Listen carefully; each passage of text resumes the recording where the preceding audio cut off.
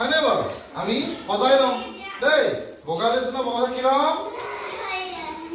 লৈছোঁ হালধীয়া লৈছোঁ তোমাৰ নকৰিবা এতিয়া হালধীয়া তাৰপিছত ৰঙা তাৰপিছত কি দিম দিয়া কি দিম নীলা তাৰপিছত সেউজীয়া আকৌ কি হ'ব তেতিয়াহ'লে সেউজীয়া পিছত কি হ'ব এতিয়া বগা হ'লনে তাৰপিছত কি হ'ব হালধীয়া তাৰপিছত ৰঙা ৰঙচত তাৰপিছত সেউজীয়া এনেকৈ সজালোঁ এতিয়া তোমালোকেও সজোৱা এনেদৰে সজোৱা দেই মই যেনেকৈ ৰং দিছোঁ চাই লোৱা ৰংখিনি চাই লোৱা এনেকৈ কৰিবানে কৰা প্ৰথম কি দিবা বগা দিয়া ধুনীয়াকৈ দিয়া তুমিয়ে কৰা তুমি লোৱা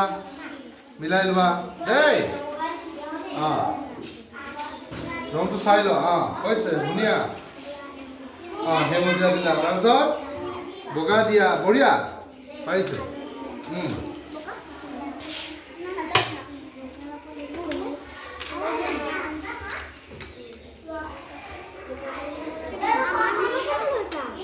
কোৱা হ'ব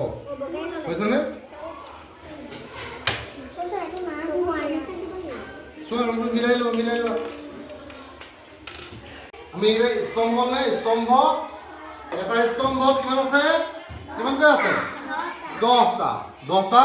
ঘনক আছে হয়নে বাৰু 10টা ঘনক এটা স্তম্ভ দুটা স্তম্ভ তিনিটা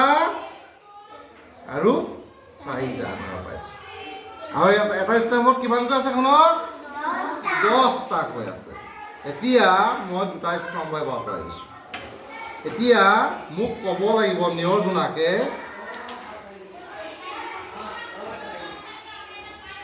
এইটো কি সংখ্যা হ'ব কোৱাচোন তুমি কেনেকৈ ক'লা 23 কোৱা 23 10 20 23 তাৰমানে 2 3 23 থেংক ইউ ধুনীয়াকৈ পাৰিছে ন নিয়জনক বাবা এটা দিয়া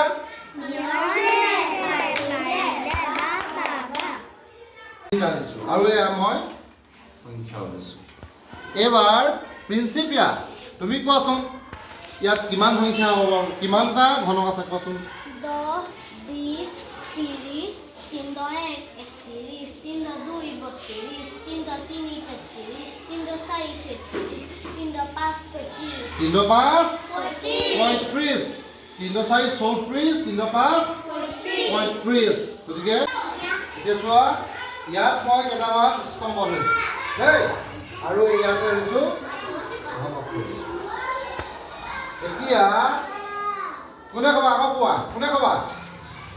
ঠিক আছে মই তোমাকে সুধিছোঁ দেই আমাৰ ঋষিকন্যাই কোৱাচোন বাৰু ইয়াত কিমানটা ঘনক আছে মুঠতে কিমান ঘনক আছে কোৱা